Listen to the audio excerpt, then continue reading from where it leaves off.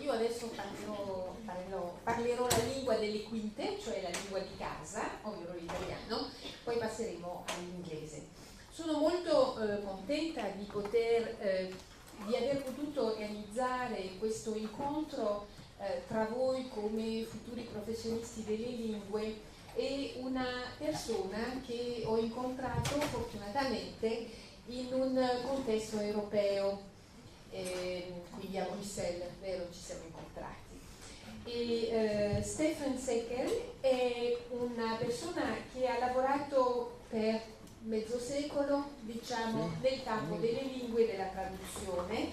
Ha lavorato e si è formato, tra le altre cose, all'ESIC, che è una scuola superiore di interpreti e traduttori di Parigi, una delle più note, quindi parla un ottimo francese che passa proprio inosservato, cioè non si capisce che non è francofono, ma parla anche moltissime altre lingue. Questa è la prima cosa che dirò. Lui sta ascoltando come lo presento perché dice che ognuno punta su aspetti diversi. Io sono stata molto colpita, da amante delle lingue, dal fatto che parla inglese, ovviamente la sua lingua materna, francese come un nativo, russo, spagnolo, portoghese, italiano, swahili, latino e greco classico.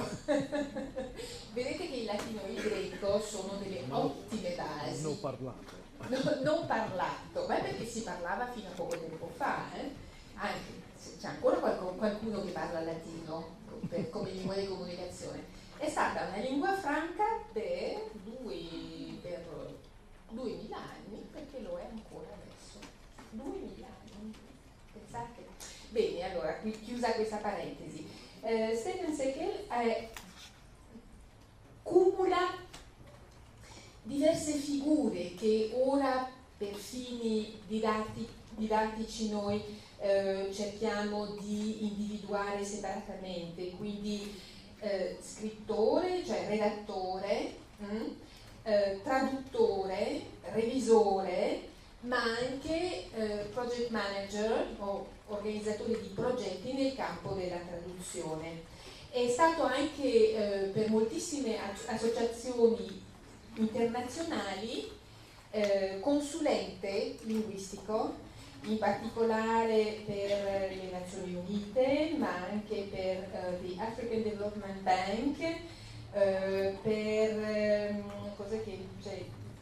i quartieri generali delle Nazioni Unite molte volte, il Ministero francese delle Finanze. Sto proprio spigolando qua e là in un curriculum estremamente ricco.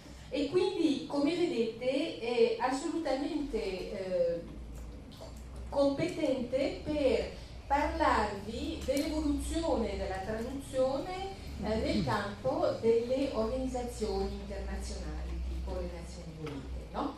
Allora, come al solito, lui si è piegato alle nostre usanze, vi farà una lezione, diciamo, frontale per un'ora e mezza in cui vi racconterà il succo della sua esperienza e poi nella seconda parte dell'incontro vi porterà a fare alcune esercitazioni su sigle e testi, partendo, cioè lavorando soprattutto con l'inglese, che è la lingua maggioritaria. C'è qualcuno tra di voi che l'inglese proprio non ce l'ha nella sua combinazione linguistica e non lo capirebbe? Cioè, non ce l'avete ma lo capite? Ok, benissimo. Allora gli cedo subito la parola. Prego. Grazie. Thank you very much for being here. I'm really impressed by the number of students who think they want to be translators.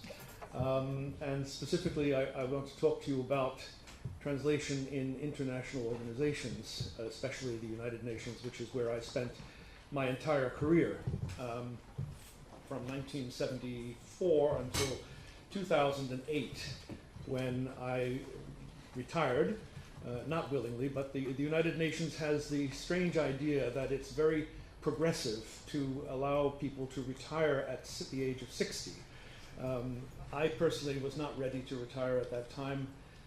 I was director of the translation division responsible for all 6 of the official languages: Arabic, Chinese, English, French, Russian, and Spanish, and sometimes German. German has a peculiar status in the United Nations. It is not an official language.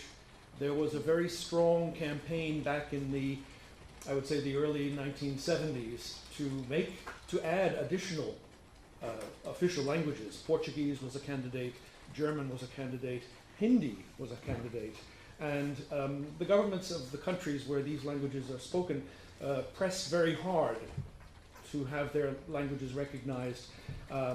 But when a not cost benefit, but simply a cost analysis was done, it became apparent that the organization which could barely afford the 6 languages it already had, would not be able to cope with the influx of 1 or more additional languages.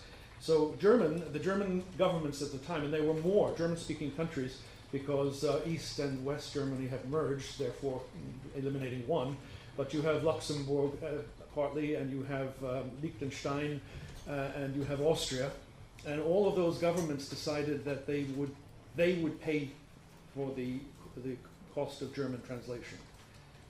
It's a very small section. All the translation units are called services, and they're headed by directors. The German section is a level below, is headed by someone at a slightly lower level, and it's quite small because they translate only the most important documents, the resolutions and decisions of the General Assembly, of the Security Council, so that, and it's a very practical thing because if the individual countries were to translate all of those things themselves, which they were doing up until that point, you would have competing versions of the same resolution in German. And that is a problem because a Security Council resolution is binding and enforceable. And if you have 2 separate versions, and as you know, if you give a text to 5 translators, you're going to have 5 very different versions. They may all be equally accurate and correct, but there are problems that can arise. So we have a German section as well. And I was really very happy in the job because I felt I was at the top of my game, and I could actually influence the outcome of decisions that were being made about language. But when you turn, actually I was very lucky, the policy is that in the month when you turn 60, you're out. But I was allowed to go until the end of the calendar year because actually I alleged that there were things that only I could bring to fruition. It was not out of egotism, it was really out of a sense of no one else really knew what the project was. So I stayed until the end of December. I will say at the outset, looking at my notes, first of all, I've changed the title of the presentation, but the content is more or less the same. On your poster it says, I was going to speak on le specificita della traduzione nelle organizzazioni internazionali. That's more or less my subject, but I'm going to talk more about translating for the United Nations.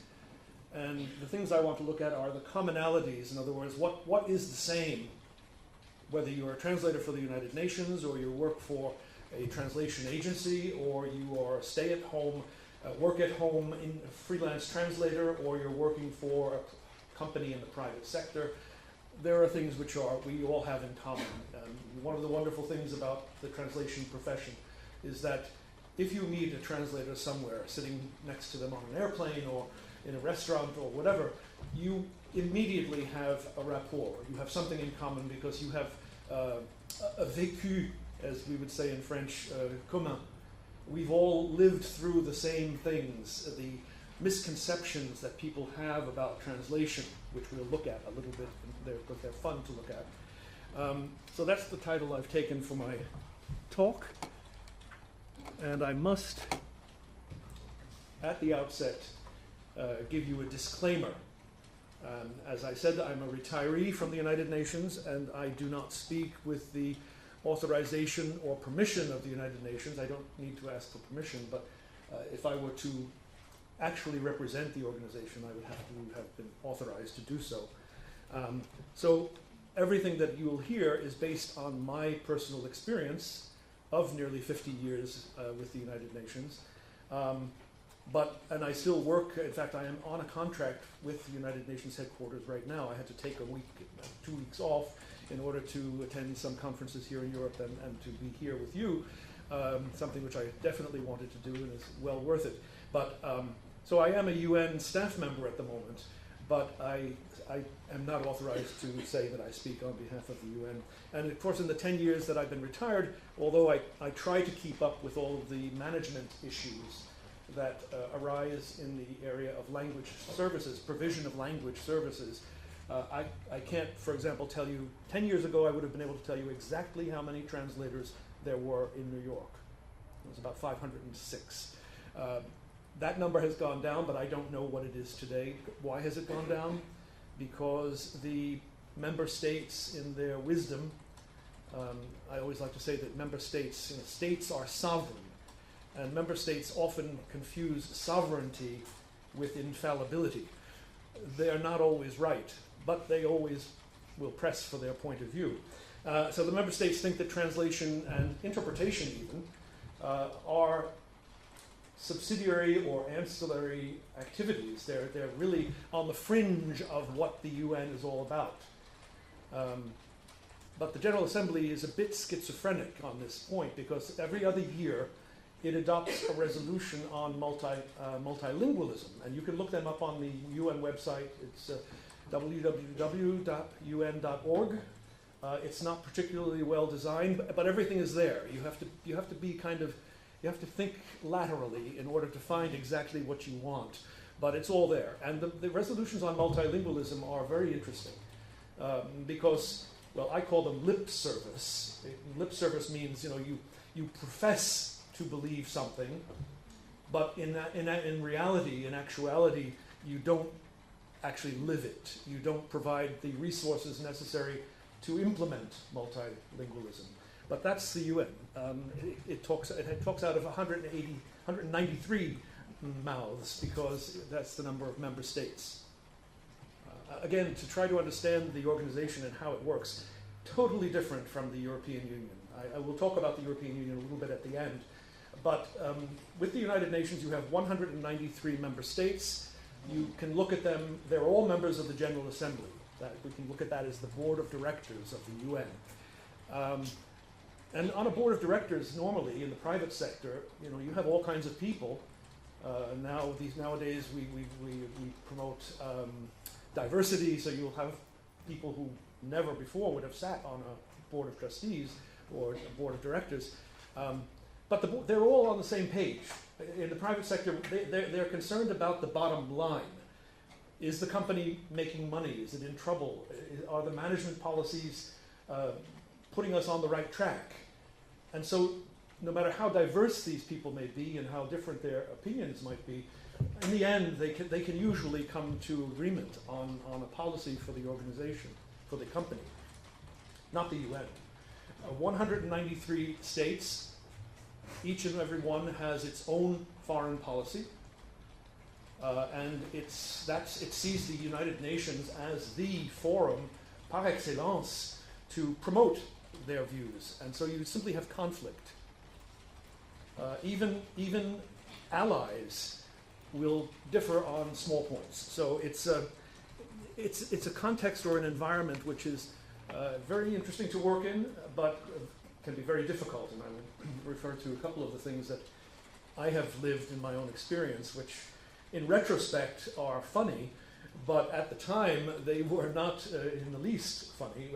One had to do with the permanent representative of Azerbaijan coming to my office unannounced, no appointment, barging into my office and demanding to know who had edited a particular document. I was also responsible, the translation division is also responsible for editing terminology and reference material. I was taken aback. First of all, I had no idea what document he was talking about, but I'm getting ahead of myself, but I'll tell this story now. He said it was a resolution of the General Assembly, this was in 2008, on the conflict in the Nagorno-Karabakh region of Azerbaijan. And what was the problem? He said there was a comma. He said, where did that comma come from? So I looked at it and I said, it belongs there.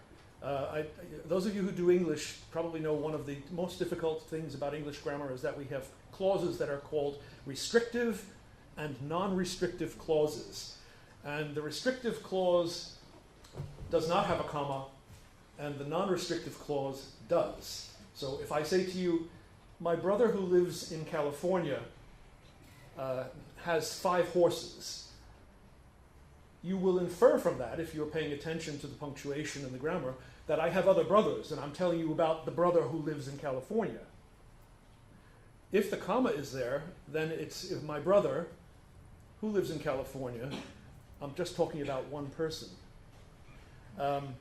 So I can't even remember the exact phrase where the comma, this unwanted comma, had appeared, but in my review of it, I said it really absolutely belongs there, and it's in the interest of your country that it be there. He said, well, I don't know where this came from, and I want to know who edited this. I said, I'm sorry, we don't give out that kind of information even to member states. The work of the division, I take responsibility for the work of the division. He said, and finally he got to the point, which was he believed that it was an Armenian who edited the document, because you know the conflict is between Azerbaijan and Armenia over a particular region, and he was convinced that there was some kind of interference within the United Nations Secretariat which put a comma where it didn't belong in his view. So I said, but you know, it really does belong. He was impervious to any explanations of how it actually improved their position, but he finally said, well, the reason why I say this comma doesn't belong there is because this text, this is going to be another point I make later, is that this text has been around for a long time. It's been discussed in the Organization for Cooperation and Security in Europe, OSCE, an organization which is based in Vienna, and which was founded after the Helsinki process. I realized that actually in talking about some of these events, which are, like to me, it was just yesterday, many of them happened before many of you were born. And probably when you look at these events, they could be, you know, the story of Napoleon crossing Europe and going to Russia. But I can assure you that the recent past, and sometimes the very distant past, are very much present in an organization like the United Nations. So you do have to be a bit of a historian as well, and not just a linguist. But if to work in an international public political organization like the United Nations, you have to look way beyond the horizons of language, linguistics, language learning. I have a slide on that if we can get to that, but I think I've given my disclaimer. Have I? Okay. just one other thing about myself. Something which I find incomprehensible. My career path will probably strike you as making no sense. Totally incomprehensible. I graduated from university. I knocked around for 2 years in the third world. I taught in Africa and Zambia, and I then worked for the Indonesian mission to the United Nations in New York. So basically, I consider that to be my time in the third world, and then I joined the United Nations as a translator, and stayed there for 35 years. This is the pattern of my generation, probably the generation of your grandparents, because I'm probably old enough to be your grandfather. But it's not the pattern of my siblings, for example. One brother in particular seems to have zigzagged all over the place every 2 years or whatever, and all the while rising and seeming to do well financially. So I know that your perspective as young people is very different, but I have to say, translation, once you're bitten by the translation bug, I think you'll have a hard time getting out. It's if you really take to it, if it's something which is in your soul and you're meant to do it, no matter how bad the conditions, no matter how bad the experiences, you will still want to do exactly that, translate. So let us move on to another slide. Yeah, there are three things that people very often confuse when talking about translation, and actually students of translation can sometimes be confused as well. So it helps to clarify for yourselves exactly what is the relationship between these three things. Language learning obviously is the foundation. If you don't study and learn languages, a foreign language, you have no business doing any of these things, although there have been some great experts in linguistics, which is a true science, the science of language, who were monolingual, or who knew ancient languages like Sanskrit or Latin and classical Greek, but they were not linguists, as we would say. And in fact, that's a peculiar scientific term. Linguistics, we don't have a name for the person who is the expert in linguistics. A linguisticist, it doesn't exist in English. I don't know what you say in French or in Italian. See. So yes, you have to learn languages, and I think that the fact that you are all in this field indicates that you have a certain facility for it, because if you didn't, you wouldn't be here. But anybody can learn a language, as witness the fact that every child, almost every child, learns his or her mother tongue. And Chinese, I always marvel at Chinese babies, because there they are, babbling on in a language which I wouldn't even dare to tackle, certainly not at this age. But it's a language that if you're going to master, you probably should start in kindergarten. And believe it or not, in the United States, there's a trend to have schools that are they're bilingual schools where English-speaking American students will do half of their education in Chinese is the most popular. There are some with Japanese. That's basically it. There are some with Spanish. Spanish is, well, at some point, the United States does not have an official language, believe it or not. There is no law that states that English is the official language. And maybe someday we'll have a law that states that Spanish is the official language, because the Spanish-speaking population is growing immensely. And it's a great benefit to have Spanish, but that's another subject. If you were to see the notices in the subway, in the underground, in Spanish, they're laughable, absolutely laughable, because they're probably translated by Google Translate or something like that, and they wouldn't really help, in caso de emergencia, it wouldn't help you to read these notices in Spanish. You wouldn't know what you were being told to do. I wonder if I could sit, because it's easier for me to read when I'm sitting. I'm already way off text, but that's all right. So translation is often confused by the general public with language learning, with linguistics, not to mention the fact that translation is often, almost always, confused with interpretation. Sorry.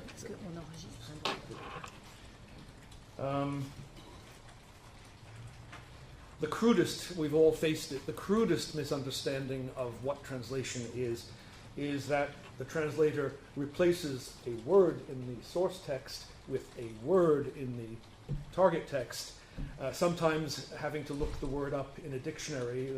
I don't know how useful you believe dictionaries are. I used to use the hard copy, big tomes. Now I find that the online dictionaries are quick, but not sometimes as informative about words. But we, as translators, translation students, we know that this is absolutely wrong. What a translator, this is one of my favorites.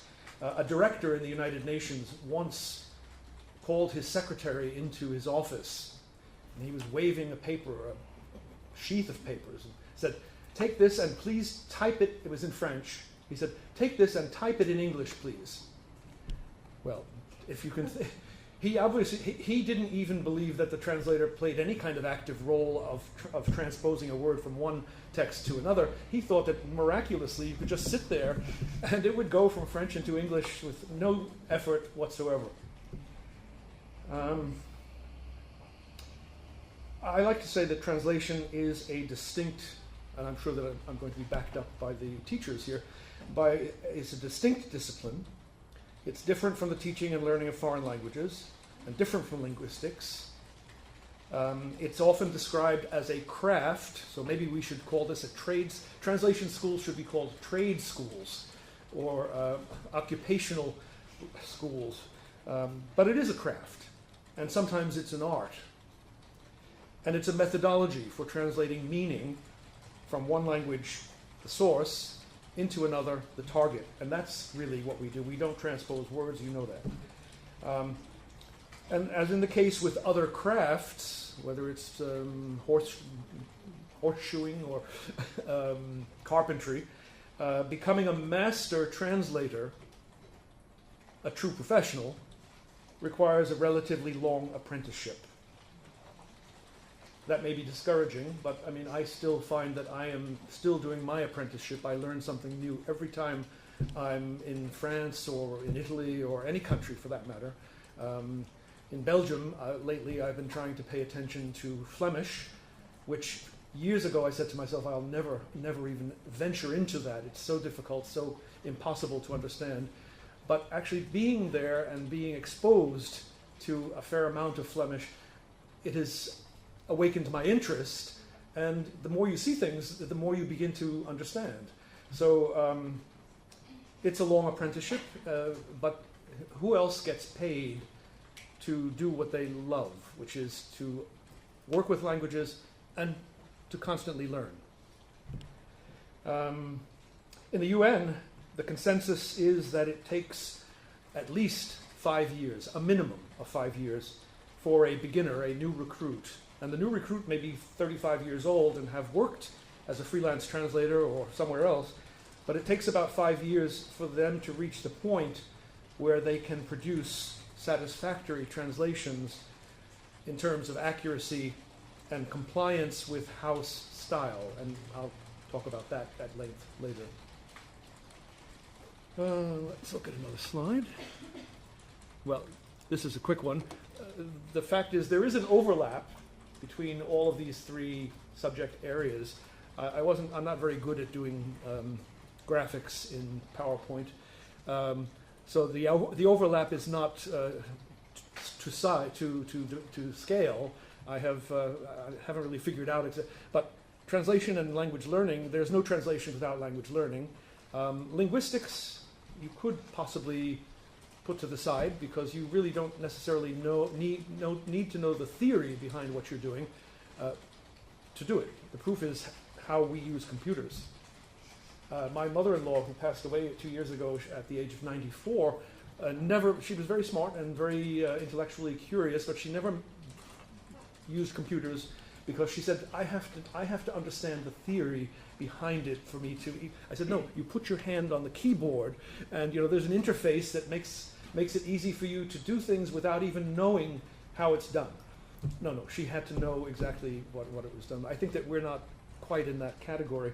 But you don't need to know translation theory, la traductologie, which is a very interesting field. I would call it a sub-branch of linguistics, but it's not necessary for translation. Nor is, I think, at the stage of basic training in translation, nor is a knowledge of machine translation or translation, machine-assisted translation, excuse me. These things are obviously, they are in the profession, but in order to use them really effectively, you have to be a master translator already. Because if you've spent your entire early career recycling previously translated texts, which is what happens, unfortunately, when you're forced to sit at a table without a computer, a pencil and paper, and a text, and to translate it, it's not the same thing. And I think that we learn, I certainly have increased my stock of translation tricks by doing it myself, not by seeing them in previously translated material. So my own old-fashioned approach to translator training would be to remove MT and CAT from your curriculum, or at least to relegate it to a very small part of the syllabus, and to focus on doing translation the old-fashioned way, because that's where you learn more, honestly, and it sticks with you. When we do our little exercise in acronyms, which will seem trivial, because actually we can look up every acronym that exists on the internet, and we'll get it, most. But if you know them, or if you have a good strategy for figuring out, I find that when I'm confronted with an acronym I've never seen before, as long as I know the context, for whatever reason, I can work it out. It's almost like, I think, if somebody writes something backwards, you'll get it if you have imprinted on your mind the word. And also, reading Arabic has to be like that, because no one can, and they don't, can actually follow all the little squiggles and arabesques and all the little dots. A colleague of mine who was an expert translator of Arabic into English one day made a terrible mistake in his translation, and no one could understand why. And a member state complained. I don't know whether it was Israel or whether it was an Arab country. And it turned out that there was a fly speck on the text that he was working from, and it totally altered the meaning of a word. And so his mistake was an honest one, but it was a serious one, and it had to be rectified. So I mean, reading Arabic is something else. The neuroscientists really need to study that. But so, where are we now? Translation versus interpretation. Everybody knows those glamorous people, the swans of the international conference scene, who sit in the glass booths and who they work marvels. They do. They work wonders. There's an old proverb in Russian which says that it's not so much that the trained bear dances well, it's that he dances at all.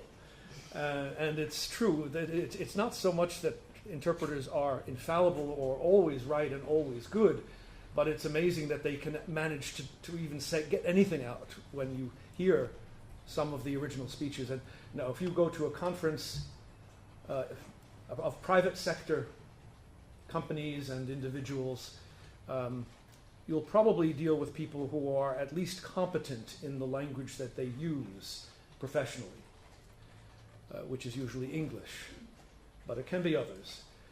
However, you will also face the problem of what has been called Globish, which is a new form of English which is already sort of developing independently of what I would call the English of native speakers.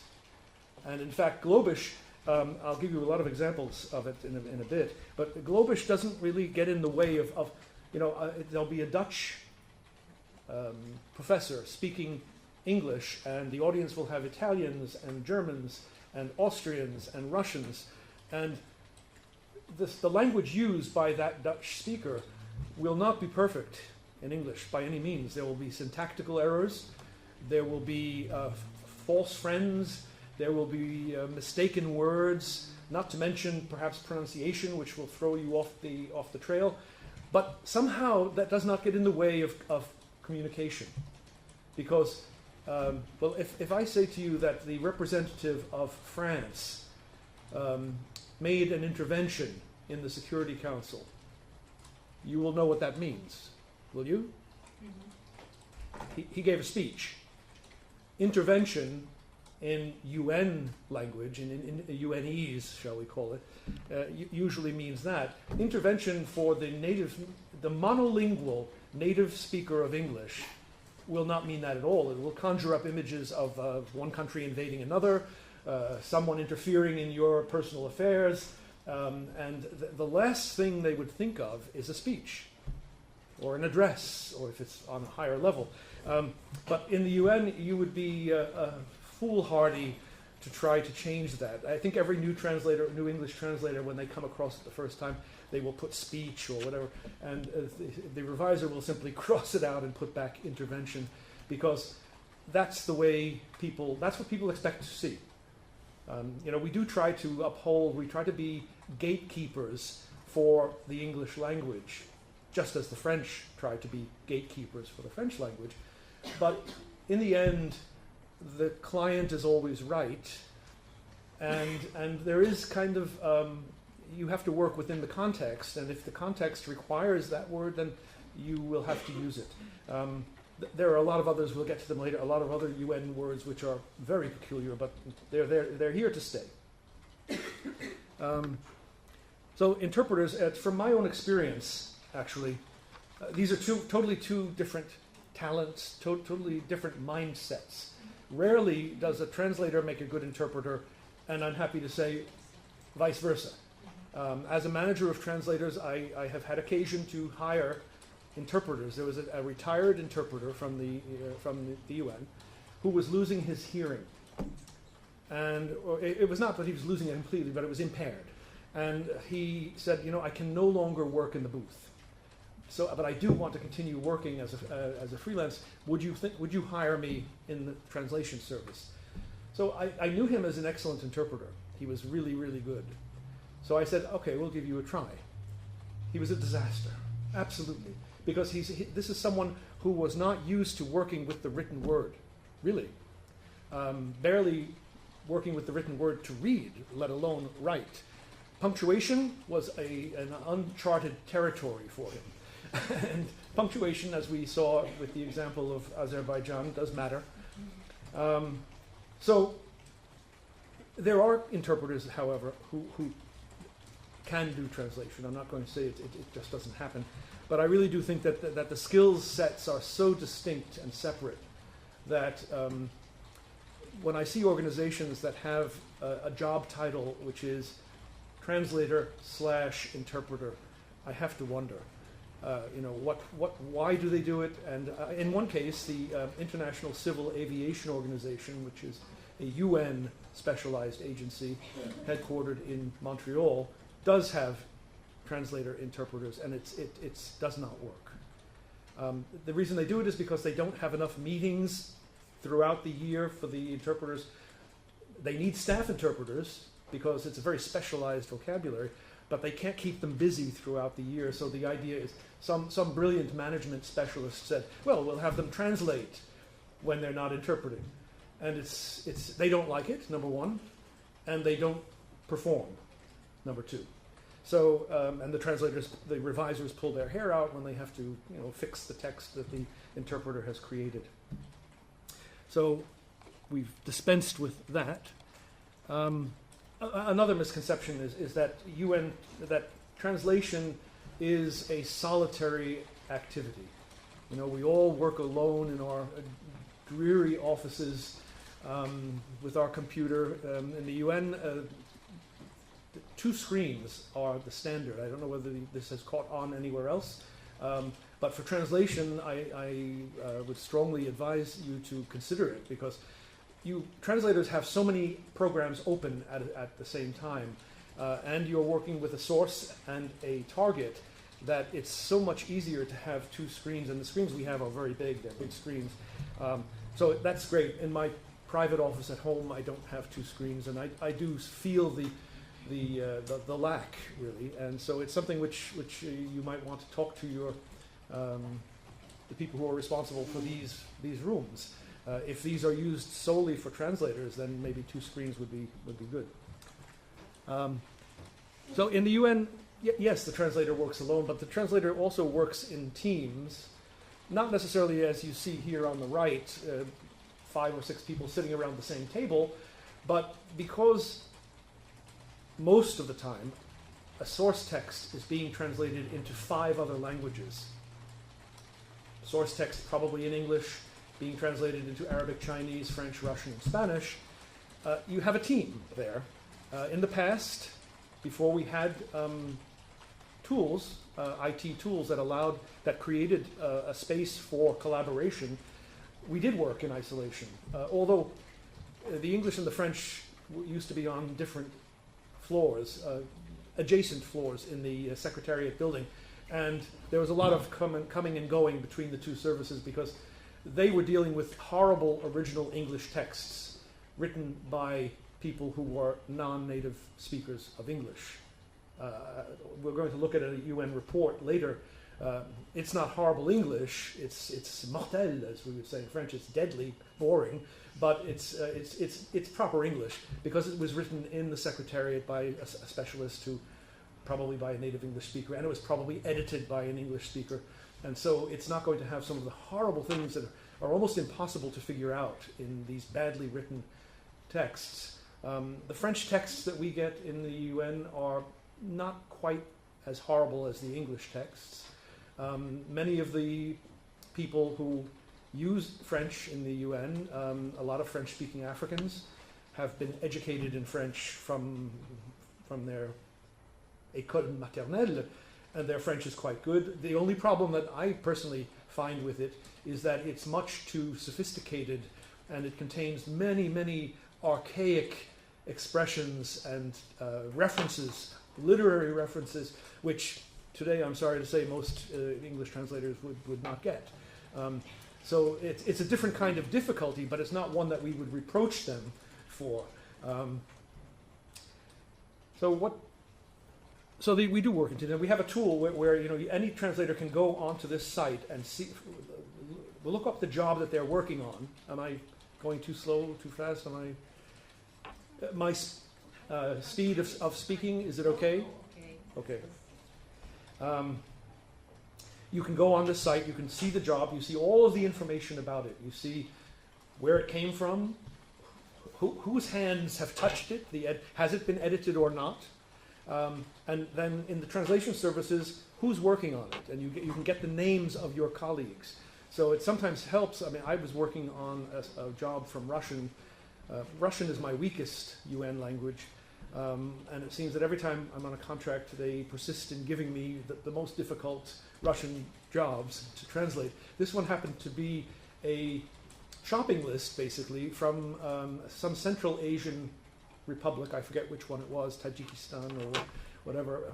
They were requesting equipment, technical equipment, for enforcement of the nuclear non-proliferation treaty. So this was all kinds of stuff that I had never even heard about myself. I had to learn it very quickly in Russian and then had to figure out what are the functional equivalents in English. It was a very, very challenging job, and in the course of it, I haunted my Russian colleagues. I found out who in the Russian service worked mostly on disarmament documents, and who would be most likely to know all of the terminology and probably would know it in English as well, because they would be translated from English into Russian. So yes, there is collaboration. As I say, it's not. We're rarely sitting down together, but you do work in a team, and we will see. Where do I go from there? Well, I don't have a slide for it. That. The UN, you say, well, how can I become a UN translator? How many of you here have a mother tongue which is not an official language of the United Nations? So Arabic, Chinese, English, French, Russian, Spanish. Other mother tongues? German, I'm sure. Right? No? No Germans? No German speakers? Italian speakers, that's the best example. Italian speakers, I'm sorry to say, you're out of luck. You will never work for the United Nations unless policies change that are very unlikely to change. Or unless you happen to be a 10-year-old whose parents moved to Australia and you go to school, you finish your primary school in Australia and then you go on to secondary school and university, and then the UN would say your main language is English. We can acquire a main language. There are people who have main languages which are not their mother tongue, not the home language, not a legacy language, but something that they have acquired, but they haven't had to acquire it over a longer period of time.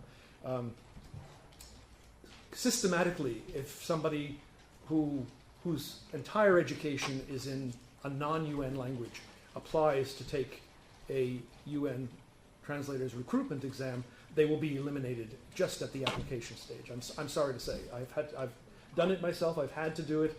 And I'll give you just one quick example of where we did it, and it was it wasn't a terrible mistake. A woman from Uruguay who had never been out of the country applied for both the Spanish and the English translators exams. Obviously, she was approved to take the Spanish translators exam, and I had to rule on whether she could. And I said, "This is absurd.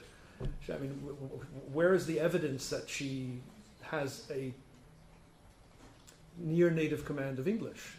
So we ruled her out. She was successful in the exam, Spanish exam. She was recruited.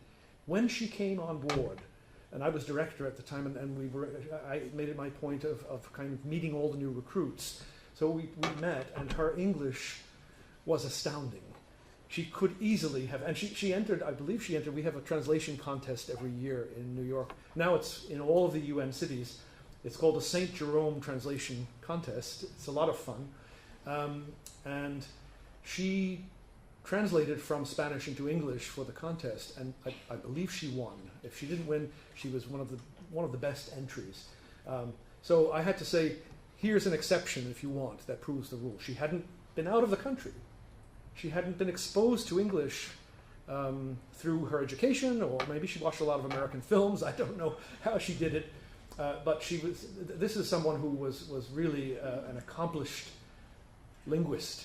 But the rules are the rules, and when you have 3,000 applications to sort out, faire le tri, you have to have something to rely on. So that's what happens. So if your main language, and that's what the UN uses now, it's considered to be more inclusive.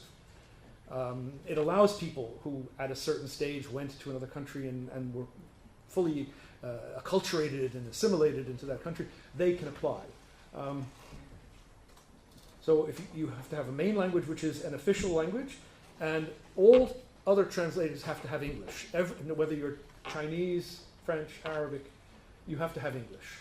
Because, I'm sorry to say, on behalf of English translators, the demand is simply not there for all the other languages. 90% of UN documentation is drafted in English.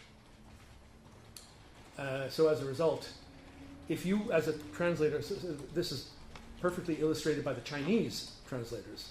If they come with only French, they're allowed to have only one passive language. So they have either English and French. If they come with French, then they're told they can have French as what they call their major, but they have to have English as the minor, because otherwise they could not be kept occupied. It's a little bit like the interpreter translators combination.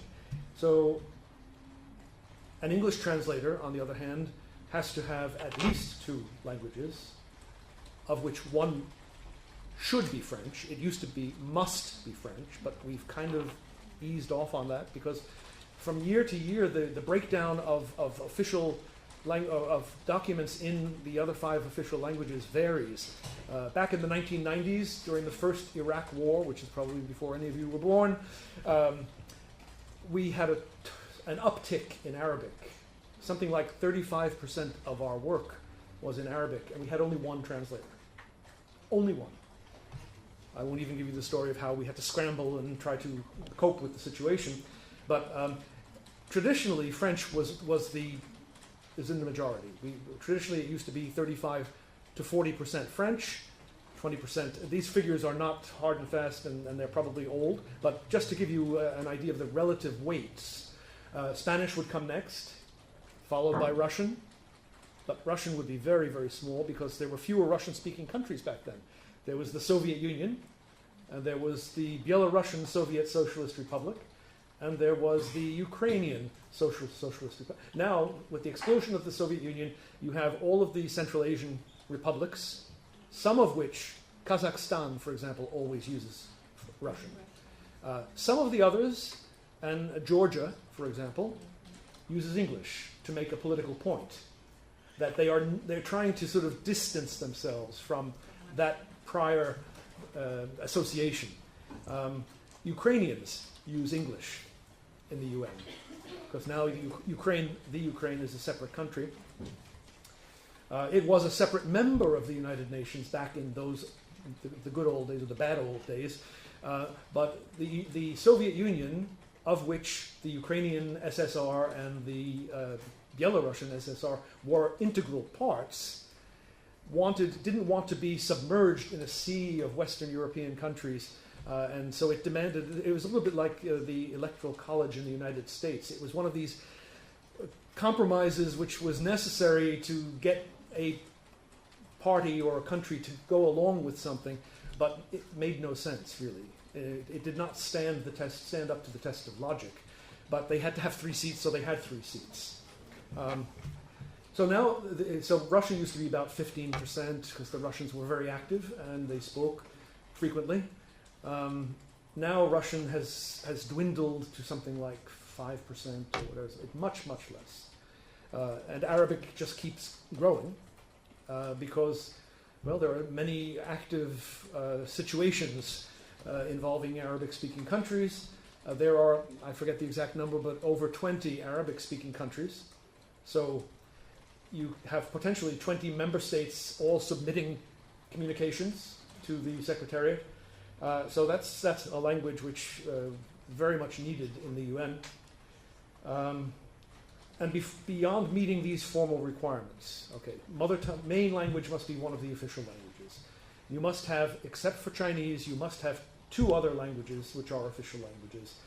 For English translators, preferably it would be French. For everybody else, it must be English. And then the other choice is, it's up to you.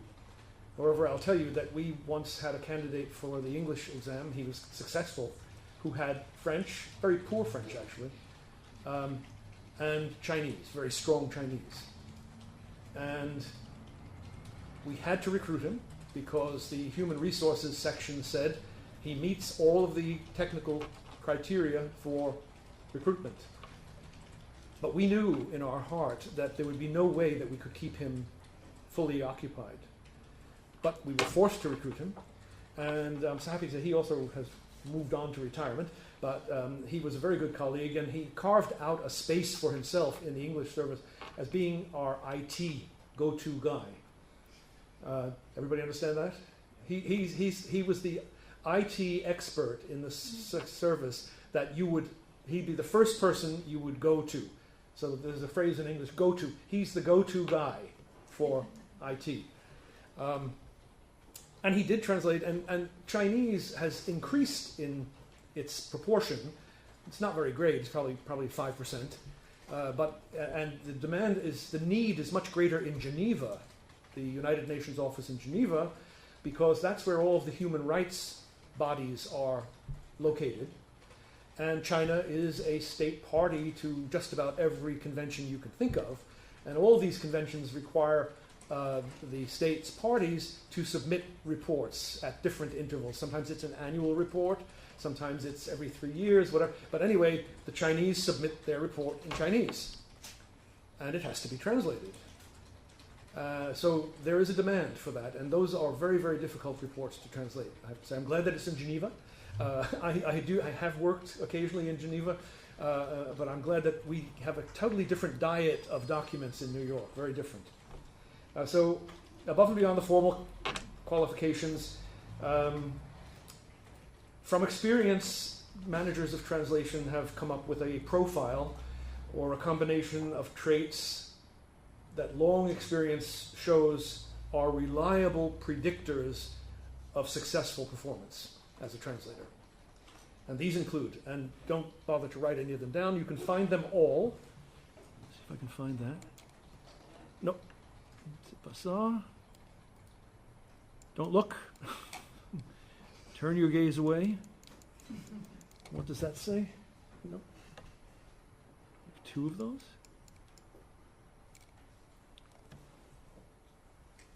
So it's not, I have to click on it, that's what's happening. Okay, so everything, and I really mean this, you can take everything I say with a grain of salt. You know the expression? It means don't take it as gospel truth, because I'm launched into one of my rants at the moment. But grosso modo, everything I say is true, but don't look into the details too closely. But this is true. This is a statement that I will stand behind. Everything you need to know about working for the United Nations as a language specialist can be found at the following web address, and there it is.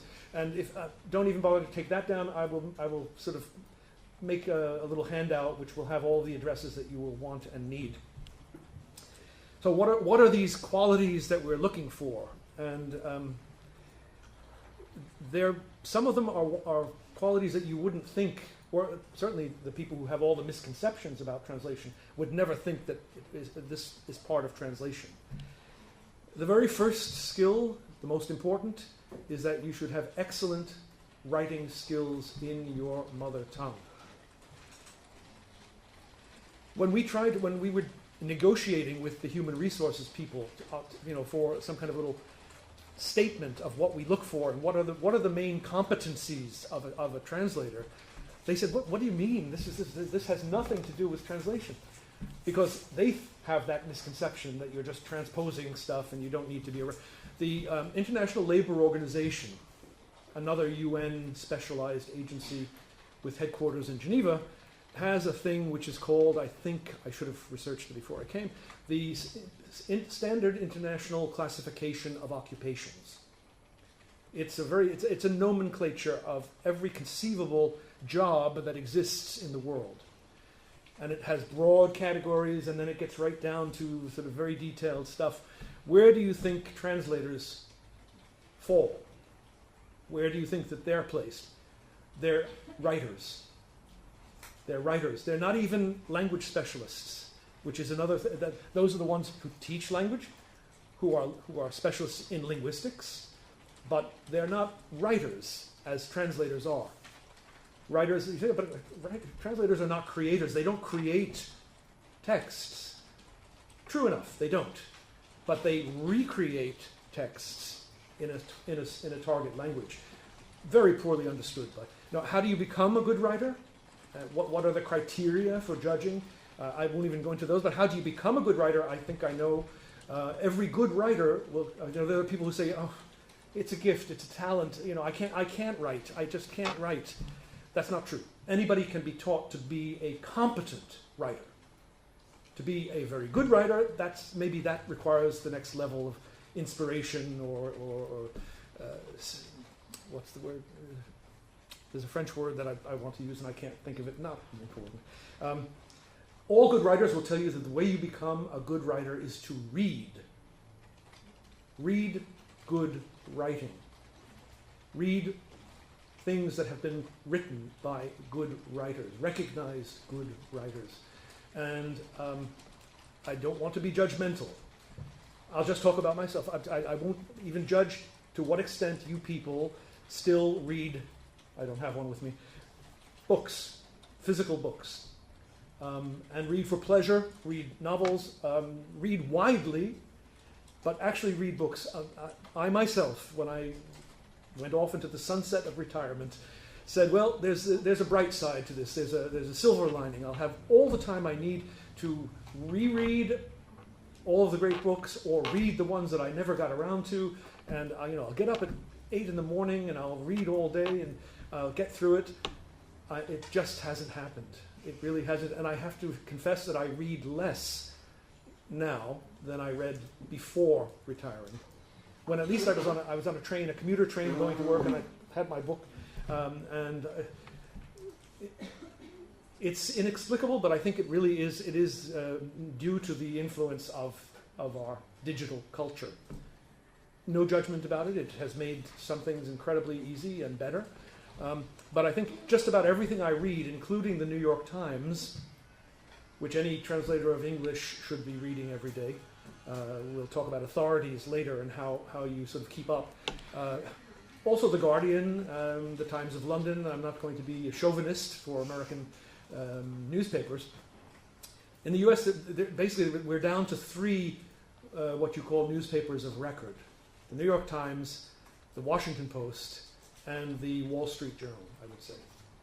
All sort of at different locations on the on the ideological spectrum, but all good newspapers who have reporters and who still have things like proofreading, which have gone out the window in so many places, including in the United Nations. Okay, so enough about writing. Here's another one which people don't really think is necessary. You have to have a thorough knowledge of the culture, the history, the political and legal systems, and the economies of the countries whose languages you translate from.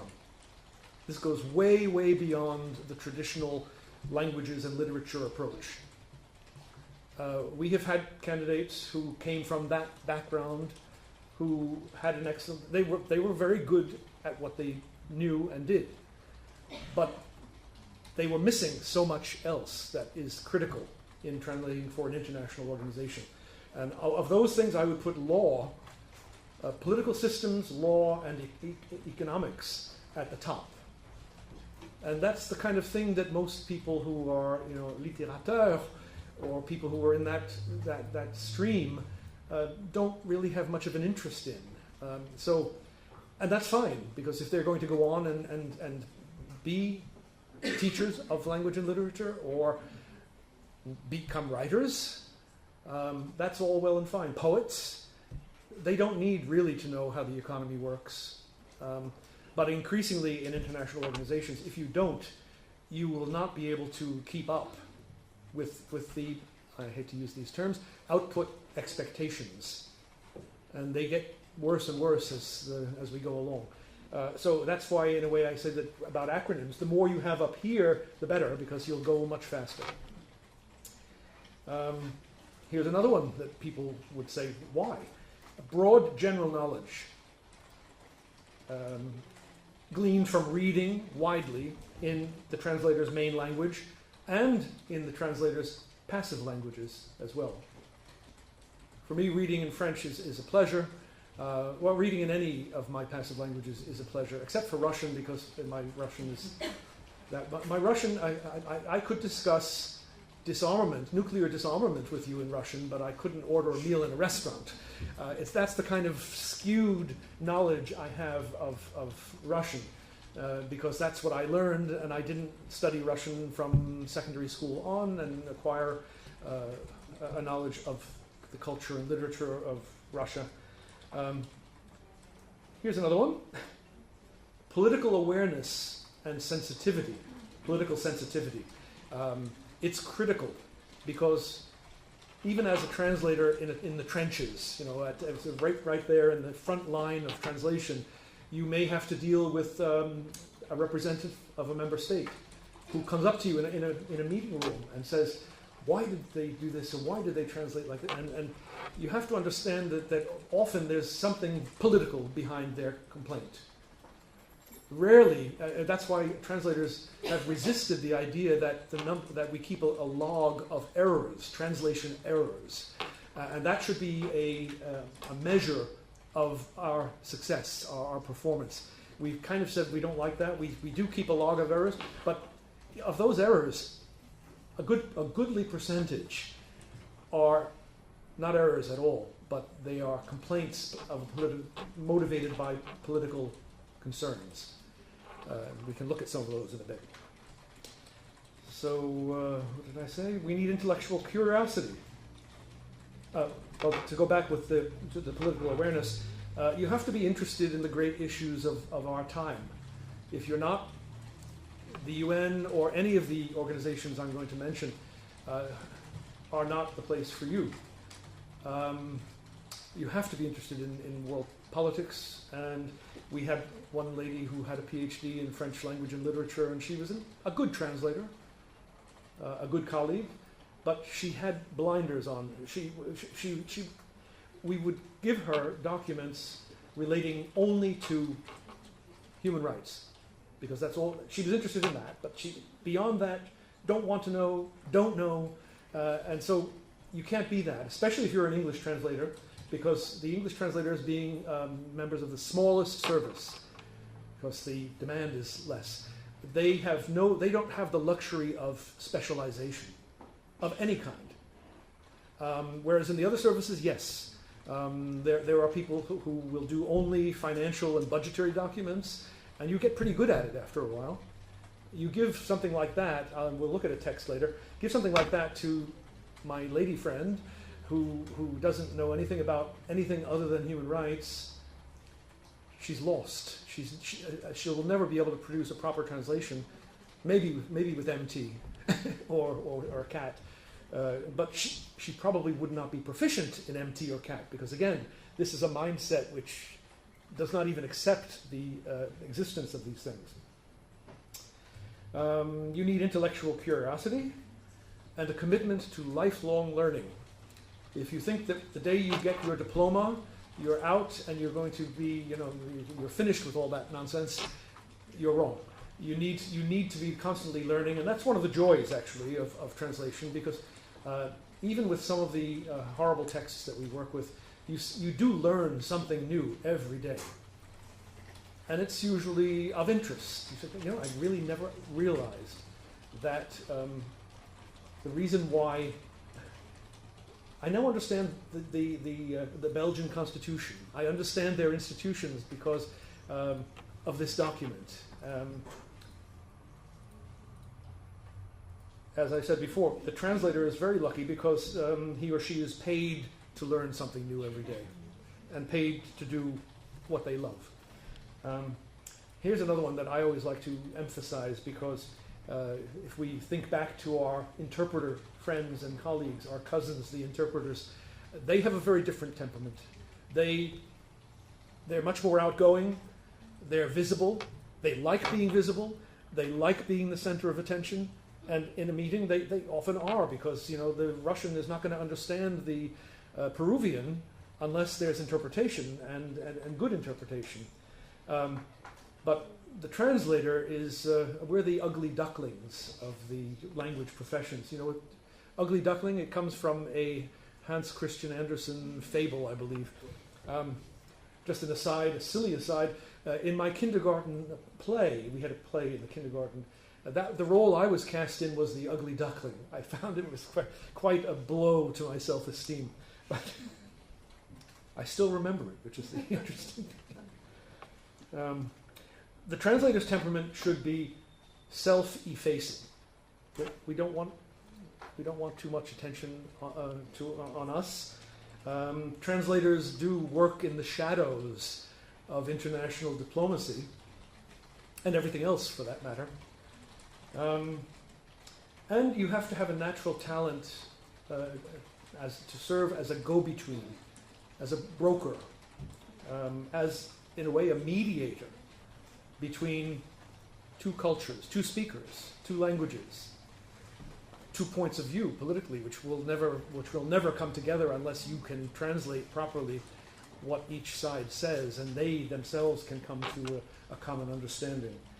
So those are all qualities which really you must possess, and I don't know how anybody can identify them. We have an interview process, so we try to probe to see whether those things are there. Sometimes you can certainly see that they're absent, and that's also helpful. But translators, good translators, do not seek the limelight. They are content to toil in obscurity. So if you're prepared to toil in obscurity, then you are definitely made for translation. And indeed, there is a total lack of recognition of translation and translators in international organizations. At the end of every session of a UN body, they all get up to congratulate and thank. I want to thank the chairman for his excellent guiding of the committee's work, and we want to thank the interpreters, and we want to thank the conference officers. And I was even in a meeting where they thanked the people who poured water for the people, the delegates. But the translators, no. And the translators in the UN also serve as, they have a dual function. They are report writers. They are sometimes sent into meetings to prepare reports. It's mostly the English translators, and so they're drafted in English. And those people are kind of they're visible, let's put it that way. They sit in the middle of the room at a table, and often the people who are sitting, the members of the committee, don't even know who these people are or what they're doing. And at the end of one session, the representative of a French-speaking country rose to thank everybody. Nous remercions les interprètes, nous remercions, et nous remercions ces gens du milieu. Which is very funny, because gens du milieu is a phrase which means sort of somebody from the underworld, a criminal. But he simply meant those people, we don't know who they are. They're sitting in the middle. They seem to be very busy. They're taking notes. We don't know what they're doing, but, merci les gens du milieu. So that's the kind of lack of recognition that exists. The good news is that translators are in what the UN calls the professional category. We have two categories, professional and general service. Professional, and translators have the same career span, if you want, career prospects as anybody else, as a social affairs officer, somebody who has a degree in sociology, or a political affairs officer. You start out usually at the P2 level, which is entry grade, and you, if you're lucky, finish out at P5, which is this top of the grade, and it's reasonably well respected. The grade is respected if the person who's occupying the post is not necessarily. So you can have a career, and it's a decent living. Let's look at just two more skills. It's a lot of skills that we expect of our translators. Translators really have to be able to be detail-oriented, because you're working with printed text. An interpreter can say something in a meeting, and in 5 minutes it's gone. The audience, the listeners will recall. They'll usually make a correction, a mental correction if it was a mistake. They'll remember it the right way rather than the way the interpreter said it. If the translator puts it in writing and it's wrong, everybody sees it, everybody's going to complain about it. So you have to be very detail-oriented. But you also have to be, and this is something which doesn't often go hand in hand with detail-oriented work, you have to be creative. That's the hard thing. That the good translator is both detail-oriented and creative. Not everybody is that kind of person. But I really do think that the best translators are precisely that kind of person. And lastly, even in the era of powerful search engines, the internet, you have to have excellent research skills. And you can say, well, I can just Google it. I can use another search engine. But sometimes that kind of search does not turn up exactly what you need. And I'm going to see if I can find I don't have a slide for it. Sometimes your intuition as a translator, which only gets developed by translating and working, about the connections between things which may not seem connected, is absolutely important for tracking down obscure references, and sometimes it's critical to producing an accurate translation. The example I'm going to give you is a French expression which I encountered in a document in French. It was a court decision from the the Democratic Republic of the Congo, and it referred to weapons. It was referring to terrorists who were using all kinds of weapons, among which were bombe castor. Let's see if I can. How do I get to that? Voila. Okay.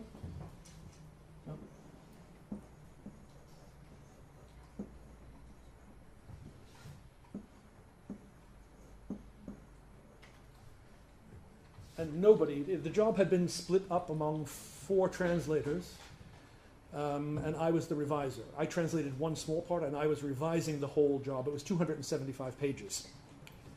The phrase occurred in many different parts. No one found it. What we had in English were castor bombs. If you do a web search for castor, you will not come up with any. You'll get pages that tell you about all kinds of weapons and things that are out there, but you'll find nothing that matches castor. And I said to myself, castor, if I say it aloud, and castor, finally, I said it could be Russian. It could be a Russian-made thing. And so I went on a web page in Russian, a Russian language web page, which had pictures of all these things, and I said, there it is. And it was, well, in English,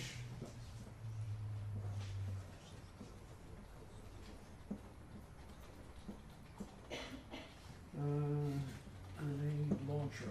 It wasn't even a bomb.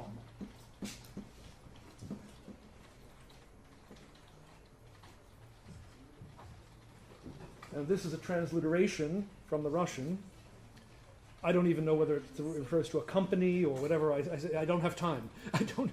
We want to learn everything that we can, but by the same token, sometimes you just don't have time to pursue your intellectual curiosity. But this is an example of how the internet failed me. There were no direct hits for Castor. I got plenty for beavers, French websites that showed me beavers. And I said, I don't think this is it. So you have to have flair, intuition. You have to have, I think you have to be a good detective.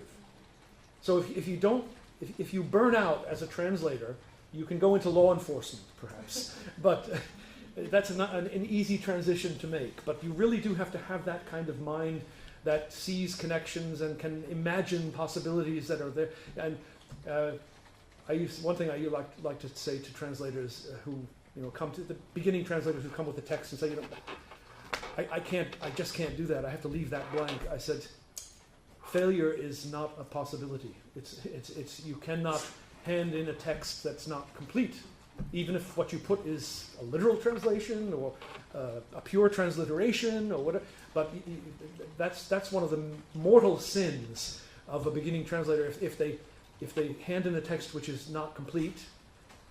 Another personal pet peeve I have is when now you can do it very easily in Word, you have comment boxes all over the place saying, well, I was thinking giving alternative translations or whatever. This is not what you're expected to do. You're expected to work as if nobody else is going to look at your job.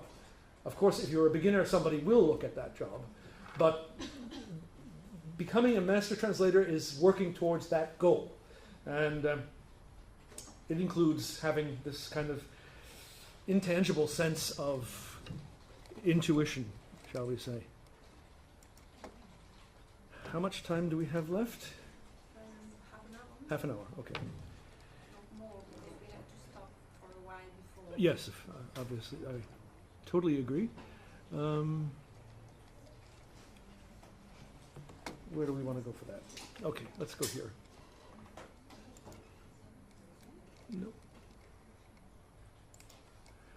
What does the UN look like from the institutional point of view? Because you have to have an understanding of what the organization is, what its history is, and how it functions.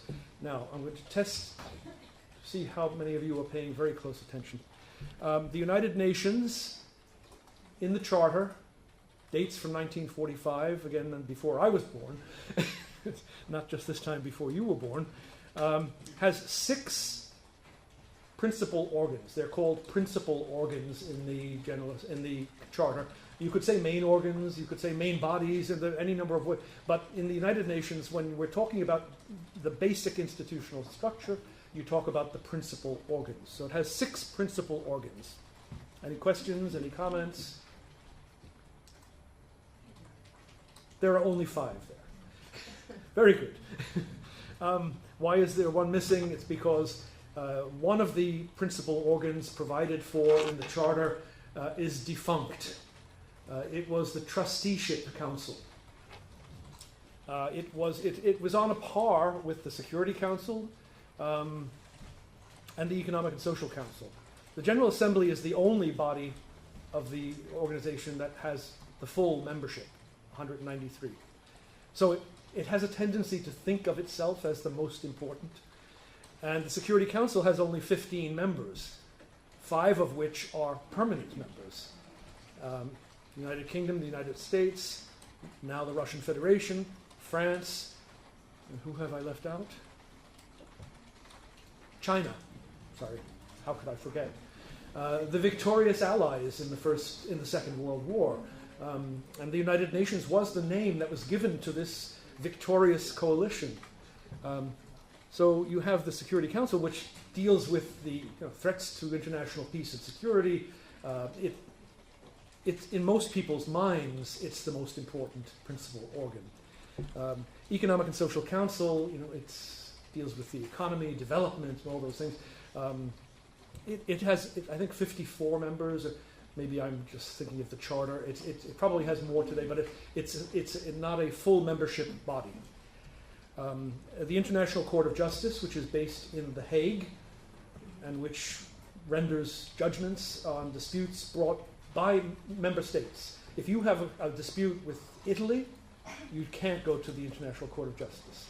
You probably have to go to the European Court of Justice. But the International Court of Justice just deals with states and international organizations.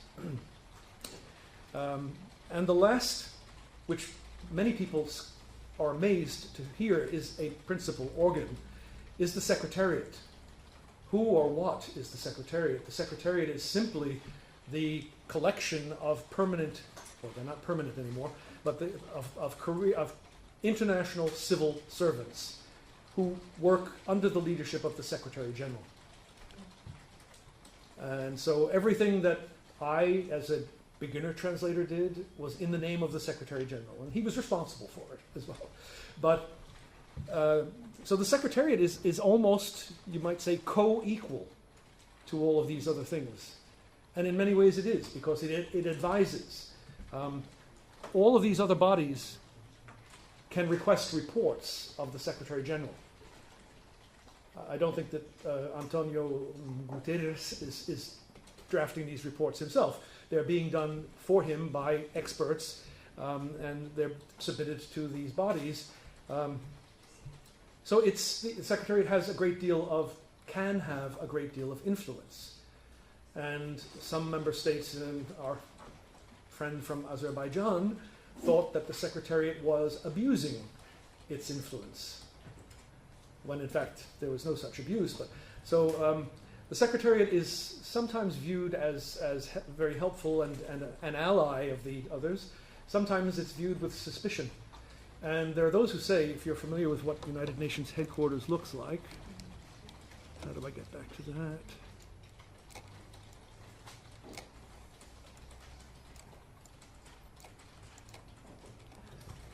You see this building here is the Secretariat building.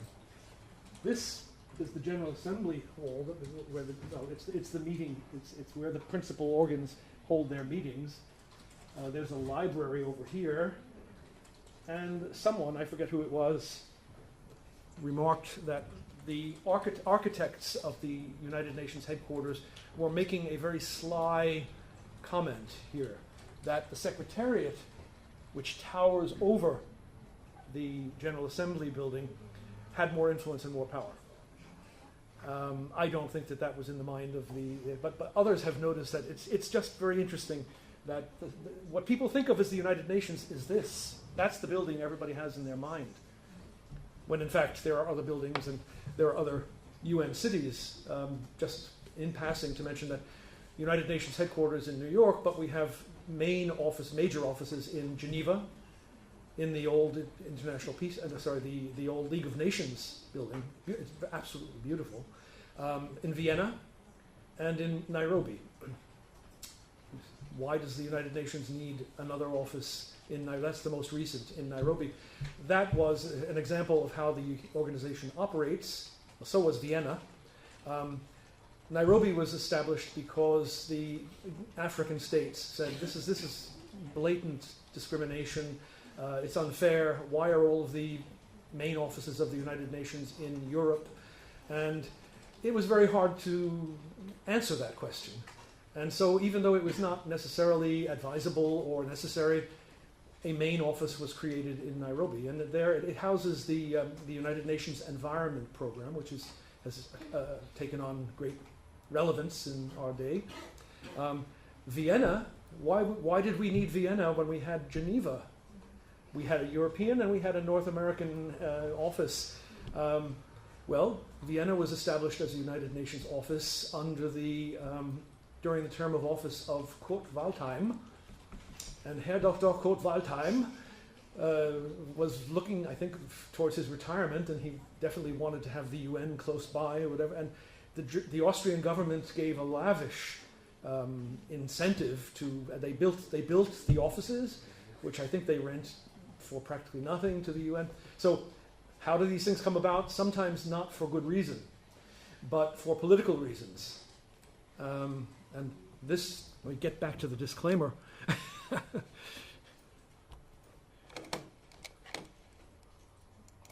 I disclaim all that the United Nations does not share my view. I'm not speaking on behalf of the United Nations, nor do my views represent those of the United Nations. But it's simply an insider's view of how some things came about. That would never appear in an official history of the United Nations, but it's something to take into account. So what are the purposes of the... So there we have the structure, the main structure, but it's more complicated than that. Unfortunately, I couldn't enlarge that any more than without losing the legibility.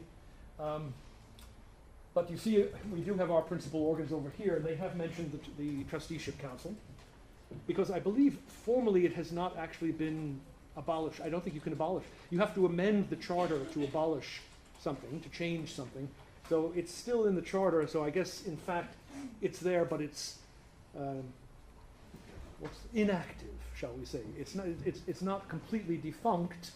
It's there on the organizational chart, but it doesn't meet.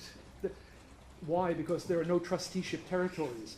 Trusteeship territories were colonies that in the first place they were taken by the League of Nations after World War I, mostly from Germany, but some from Italy, I believe Ethiopia and Eritrea. No, Ethiopia was never a colony, but Eritrea was an Italian colony. Somaliland, I think. So the first League of Nations had direct responsibility for administering those territories, with a view to giving them independence. When the League of Nations went out of existence, and the date is not absolutely clear, when the United Nations was founded, it inherited these territories. They were called mandates under the League of Nations. They were called trusteeship territories under the United Nations. Every last one has become independent. So the council has nothing to do, it has no work. You see all this alphabet soup over here. You have acronyms galore. The UN is really good for acronyms, but that's because some of the titles are like that, and you can't, the interpreters would go mad in a meeting if they had to give the full name of most of these things. So that's, the acronyms catch on. They're a convenient shorthand. Oh, sorry. They're a convenient shorthand for concepts and sometimes bodies, committees, organizations, which have very lengthy titles. So we'll look at those later, but this is not even the most complicated organogram or organizational chart that I've seen. This doesn't include, or does it? No, it doesn't include the specialized agencies, which are independent organizations that are formally affiliated with the United Nations. And most of them have United Nations in their title. So you have the United Nations, the World Health Organization. That's an interesting exception because it existed before the United Nations.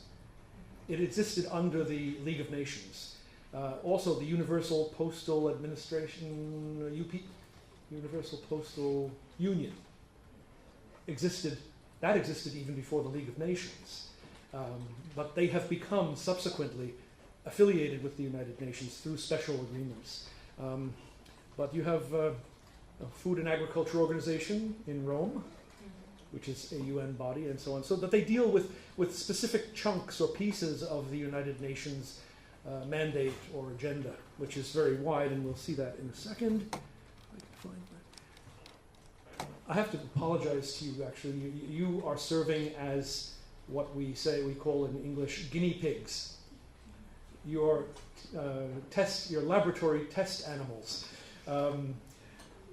This is the first time I've done this presentation. It's a reworking of some other things and whatever. And so the slides are not in, all the slides are new, but they're not in, and I was doing them piecemeal over the last several days, and they're not in the right order, so I do apologize. If you want to have this again in a new, improved form, I can come back another time. I would be very glad to come back at any time to talk on any subject. I have the wrong glasses on to see the slides. Here we are. These are phrases taken from the Charter. They're very lofty. They're written in a style which is rarely seen anymore in the United Nations, certainly not in the everyday documentation, the reports of the Secretary General and so on, one of which we will look at later. So the translator is rarely called upon to produce really beautiful prose. You are called upon to produce correct, accurate prose, which is at the right register. In other words, you could translate this into street language, and it would not be the same thing. But that's what you will be doing as a UN translator on a daily basis. To the point where most translators, when given a text that is actually well written, and there are still some, the Secretary General produces a report every year called the Report of the Secretary General on the Work of the Organization, annual report of the Secretary General on the work of the organization. And that's written in a high style, a lofty style. And in fact, I knew in the French service there was only one translator who, she was given this job every year because she was the only one who could match the style in French. All the other translators were perfectly qualified, competent translators. But you know, when you're used to writing in a wooden, artificial style with a limited vocabulary, it's difficult to soar and produce something like this. But anyway, the purposes of the organization, as spelled out in the Charter, are to save succeeding generations from the scourge of war. Scourge is a word that you would probably never find anymore in a UN document. To reaffirm faith in fundamental human rights, in the dignity and worth of the human person, in the equal rights of men and women, and of nations large and small. Nations large and small, it has a very nice sound in English. It's more literary. Probably in a report you would of countries irrespective of their size, or something of that sort, is what you'd find in today's text. To establish conditions under which justice and respect for the obligations arising from treaties and other sources of international law can be maintained, and to promote social progress and better standards of life in larger freedom. Anybody notice anything peculiar about the last phrase? We don't talk about standards of life anymore, and I don't even know whether they talked about standards of life back in 1945, whether this was just a mistake or whether it's certainly not used today. We would talk about a standard of living, improving standards of living. And then the last phrase, in larger freedom, which is perfectly good, it's excellent in fact, is interesting because, what year was it? Well, let's say many decades later, it came back to haunt the translators because Secretary General Kofi Annan from Ghana, in my opinion, he's in the top three. You have Dag Hammarskjöld from Sweden, who served in the 1950s and died in a mysterious plane crash in, I think it was in Zambia actually, in Ndola, when he was visiting the area during the first Congo crisis. And Kofi Annan, certainly, he's in that league. And now I'm trying to remember the last, there's a third one, and it's not coming to mind. It will. He produced a report. The organization was probably 50, I think it was on the anniversary of the organization, so that would have been 1995. And he said, we've been in existence for 50 years and we really haven't really made a lot of progress on a lot of the things we were supposed to do, and we need to sort of tinker with the organizational structure and with a number of things in order to be more effective in today's world. So he produced a report which was entitled, and I'm not going to think of it, well, the subtitle was In Larger Freedom. I can't find my slide, and I can't bring the title to mind, but it was Strengthening the United Nations. That's what it was. Strengthening the United Nations, in larger freedom. And strengthening the United, he was saying that it's not enough to make it a stronger organization, but that in today's world, the emphasis is on freedom, things should be in larger freedom. And Woe was the translator who didn't recognize that it was a quote from the Charter. And translated, I forget which language it was, but this can be translated in many ways, in larger freedom. But there's only one correct translation because it's what we call a hidden quote. In Kofi Annan's report, it was a hidden quote. A hidden quote is one that's not identified with quotation marks.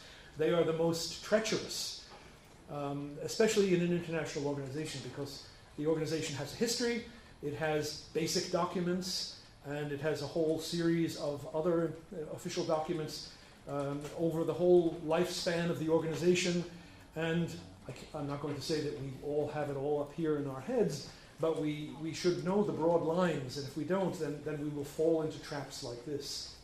I would imagine that there are software programs that can identify. You could put in all of the previous documentation of the United Nations and come up with an algorithm to identify previously, but I don't think we have one that is operational at the moment, so you're left with your own general knowledge of the organization.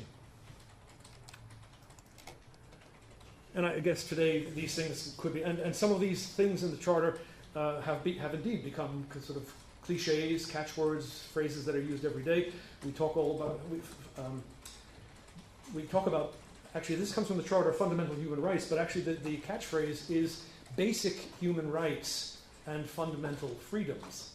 You'll find that much more in more contemporary documents. Dignity and worth of the human person, what can you do to that? Nothing.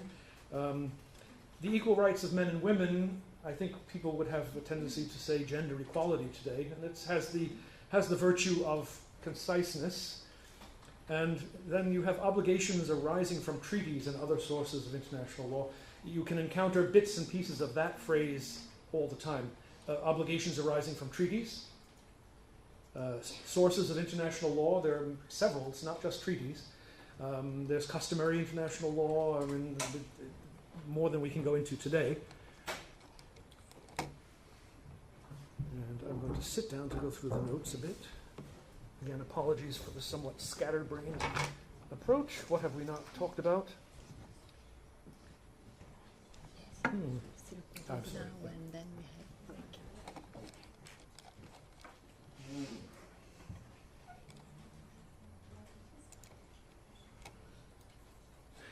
Let's look at an interesting example of the perils of translation. I don't know whether any of you are familiar with Security Council Resolution 242 from 1967, again, probably before all of you were born. It deals with it was a response to the 6 days war in the Middle East when Israel invaded Syria and Egypt. And it was a very tense moment in international politics. I believe that many people felt that it could go either way. It could be dealt with effectively, or it could lead to a much larger conflict that would involve major countries in the world. So the Council adopted a resolution which affirms, is it all readable? The size of the font is okay? Affirms that the fulfillment of Charter principles requires the establishment of a just and lasting peace in the Middle East, which should include the application of both the following principles. We're only going to look at one. Withdrawal of Israeli armed forces from territories occupied in the recent conflict. Now, it helps to know that the original of this resolution was English. It was drafted, there were several competing draft resolutions that were before the Council, including one that the United Kingdom, I believe, was working on. I believe the resolution was adopted on the basis of that draft. So the English is the authentic text. And I put that in air quotes because we'll see in a minute that there isn't an authentic text. All right, so the French translator came up with, and I'm sure that these were being translated step by step during the negotiating process. And senior translators have all been part of this at one point. You're actually, I don't know whether they do this anymore, but you were actually brought physically down to the room where the negotiations were being held. You were in a side antechamber with a typist who would take dictation from you as you were given. They would rush in with a text and give it to you, and you had to do it right away. So I'm not surprised that problems might arise in the translated versions. So the French version says, for this subparagraph, le retrait des forces armées israéliennes des territoires occupés au cours du récent conflit.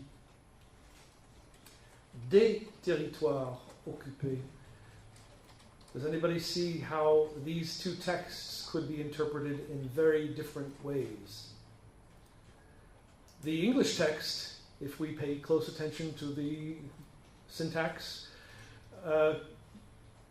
does not specify that Israeli forces should withdraw from all territories. We don't know whether I believe there's a very good history of this whole process. I believe it was intentional. This is what you call intentional ambiguity, because the members of the council would not agree on a text unless the ambiguity was there.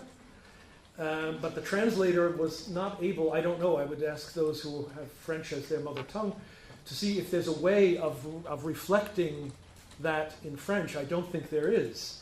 But the French lends itself to a different interpretation, which means withdrawal from all the territories occupied during the recent conflict. And so French-speaking delegations could justifiably interpret it that way. And there's a long conflict. Israel maintains that the English is quite clear, etc., etc. But it's a good example of some of the pitfalls that await when you are doing this kind of translation.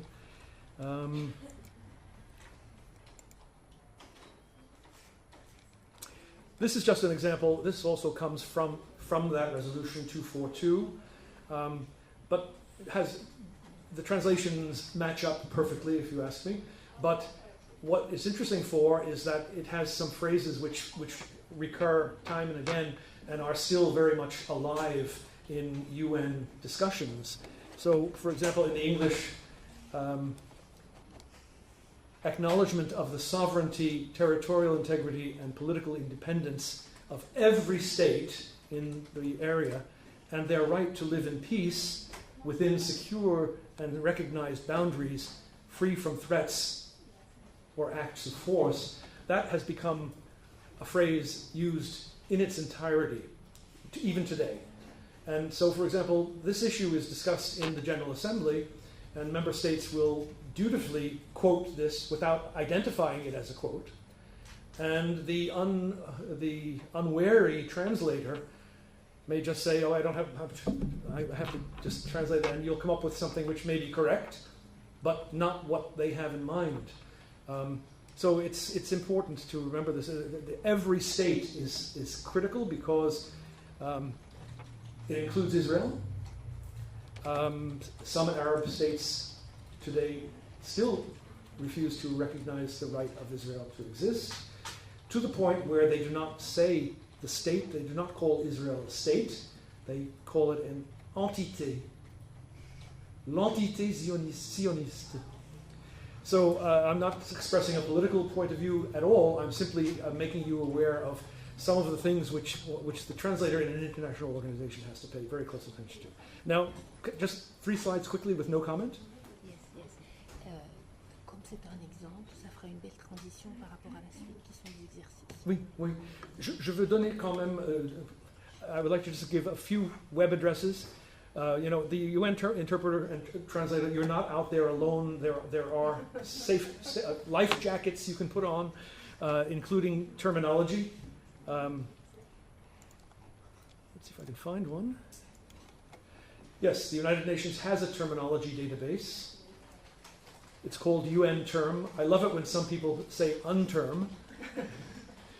UN Term, that's the way it's pronounced. How would you know that, really, unless you had heard someone say it? It is a multilingual repository. It has the 6 official languages, and it has, for some entries, German. It's maintained through the cooperation of translators and terminologists at all of the UN duty stations, New York, Geneva, Vienna, Nairobi, and also we have regional economic commissions in Addis Ababa, in Santiago de Chile, in Beirut, and in Bangkok.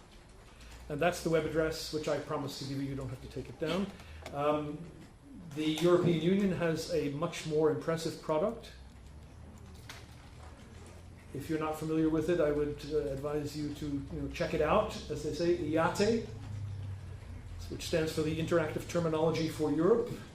And that's the advantage it has, is it has 24 languages, because there are 24 official languages of the European Union. And lastly, our neighbors, my neighbor to the north, Canada, has being a bilingual country, has a very good terminology base called Termium. I used to know it as Termium. It's now called Termium Plus.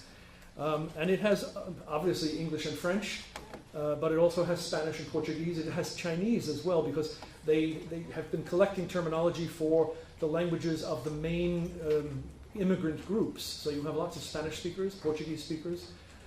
I bet it has Arabic as well, but not for every term. And it's also very, very useful. It's available free of charge on the net. So I should stop there, okay? And maybe I can weave in some of the points that I haven't been able to make during this presentation when we do our practical exercises. So I thank you for your attention, and you all have a well-deserved break now. For how long?